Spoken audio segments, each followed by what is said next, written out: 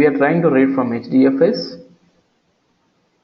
We are reading the data from HDFS and we are processing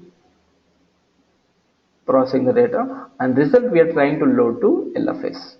I will show you both LFS system and I will show you how to load the result again back to HDFS. Both I will try to show you. So it is something acts as extracting, transformation, and again loading. We can say that kind of stuff. Spark can also do what? ETL process also. It can be used for ETL processor, that is extraction of data from somewhere, transformation, and again loading back to some file system. Okay, not exactly file system. It can be a file system, it can be RDBMS, or it can be NoSQL database also. It can read from any file system, it can write again the result back to any file system that we want to. Let me show you now.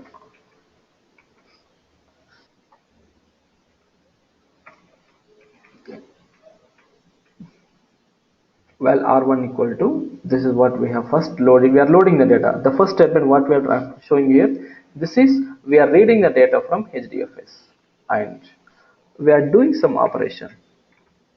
What is that? We are doing some filter operation on this. So instead of displaying on the console, try to load this result into one more RTD. Well, R2 equal to R1 dot filter. This is what we have to do actually. So whatever the operation you are doing R1, the result we are moving into one more data object that will be created as again one more RDD. So R1 is the source RDD into which we are loading the source data, actual source data. And after doing some transformation on R1 data, we are moving to R2. So how to load this? R2 dot save as text file. So as it is a text file, we are trying to save it as text file. Save as text file. Give the path hdfs / localhost / 8020 / let us say output, otherwise item spark output. Let us see what will happen here. So where we are trying to save the data, we are trying to save the result to HDFS. In which path? Spark output. Let us go to this browser and let us see here. Name node. What is the name node? Web UI port number localhost / 50070. Sorry, not 600, 50070. So browse the file system. You will observe Spark output. A folder is created here. Spark output. Open this. Here we have two files are created with this Spark output and we have the data. So we have read the data from HDFS. This is the input data and this is the output. Can anyone guess why we have two files here? Why the result is distributed into two files? So whatever the path we gave here, Spark output, it is created as a folder, not as a file. It is created as a folder. Okay, it is created as a folder, Spark output, and if you open that folder, it is showing two files here. The data is distributed into two files. Why it is creating two files? Can anyone guess, please? It's very simple. Internally in Hadoop environment in HDFS, a file is divided into what? Blocks. Okay, and in Spark environment, a RDD is divided into what internally? Partitions. Just see this. R2 dot get num partitions. How many partitions here we have? Two partitions. Okay, so the data is distributed into two partitions, R2 data. That is the reason here we have two files. Here we have two files in this Spark output. Got my point, right? Now I would like to save the same R2 data to local file system. Text to file, and now I give local file system home. The username is Cloudera here. Local file. I'm trying to move to local file system. I will try to save the data on the desktop with the same name Spark output. What will happen? Let us see. So it is done successfully. If there is any error, it throws the errors. Okay. Let us go to desktop and verify. Can you see a folder called as a Spark output here? Do we have any Spark output folder here? Desktop.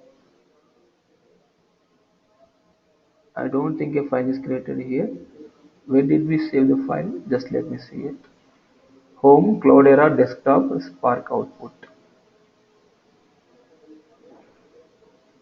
Is it the username or just wait? Just let me verify the username here. Home, Cloudera only. Did you mention that? Did you make mistake? Desktop.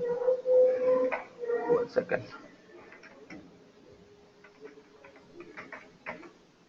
Desktop is there. Some problem. Spark output. Just let us verify the desktop.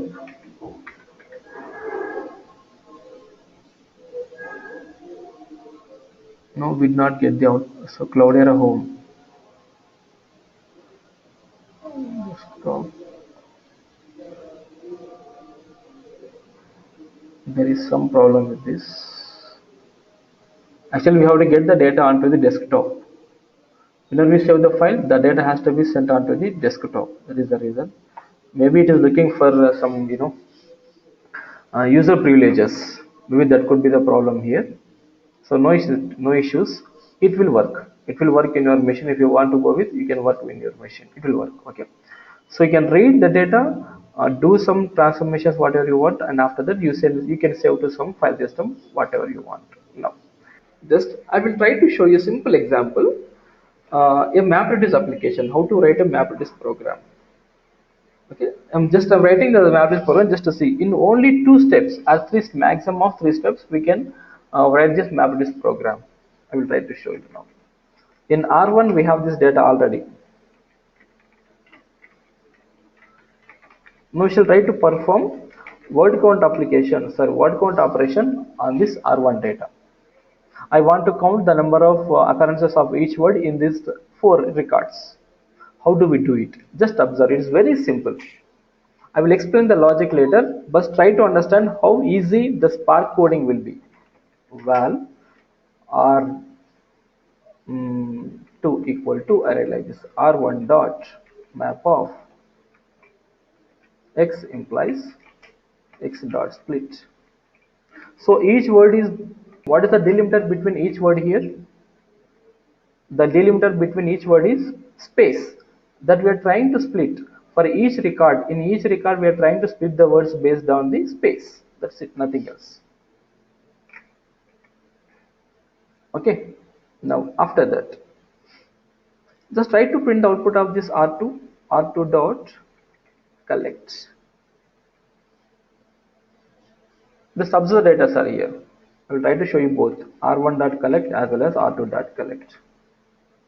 R1 dot collect, it is an array of, see here, it is an array of, see here, the input is array of string where each record is a string. Now R2, it is also array, but internally this string is divided into what? Array of strings. See here, input is a string. What is the output here? Array of string. Why? Because the data is divided based on what? Space here. Here we have a space. Can you observe the space here between each word here? So we are trying to split each word based on the space delimiter. That is what we are trying to do. So that we got. So when we split a string into multiple words, obviously it becomes a collection. So the default collection is going to take is array here. So Hadoop is a big data technology. Totally 6 words are there. Previously it is only simply 1 string. Now it is made up of 6 strings. So 6 strings, in the sense it has to be a collection. So the default collection Spark will consider is array. That's it, very simple. So for each string, an array of string is generated by performing this operation. Okay, so you can observe first. Second one also, Spark is a processing framework. Similarly, for this, one more array is created, processing framework. And for the last string also, one array is created here. This is what we do. Okay, so R1 is the input and R2 is the output. So after that, what shall we do now? After R2, now see here, val R3 equal to R2 dot flat map of x implies x. Just print this R3 dot collect. What is the difference between R2 output and R3 output? I will try to show you now. Just observe. R1 dot collect. This is the first input. After that, we have performed R2 operation. R2 dot collect. This is the second output, and R3 dot collect. This is the third output. What are we trying to do see in this step? This is the source file, actual input, and we are trying to split the each string based on the space delimiter. And after that, what are we trying to do? Can observe the difference between R2 output and the R3 output. Yes, in order to merge all the records, multiple collections, multiple records, or multiple sequences, multiple arrays into a single collection, then we can go with flat map operation. Flat map operation. Written. These are three. Flat map of x implies x. So when we use flat map, the data will be flattened. Flattened in the sense everything will be merged as a single collection. That is the meaning of, that is the purpose of this flat map operation. Okay. After this, after R3, next val R4 equal to R3 dot reduce by key of x comma y implies x plus y. Sorry, before that we have to do one more operation. R4 equal to R3 dot map of x implies x comma y. And finally, R5 equal to R4 dot reduce by key of x comma y implies x plus y. Now print this R5. R5 dot collect dot for each of println. This is the output of word count of all these words. I will try to show you all the steps one by one. R1 first.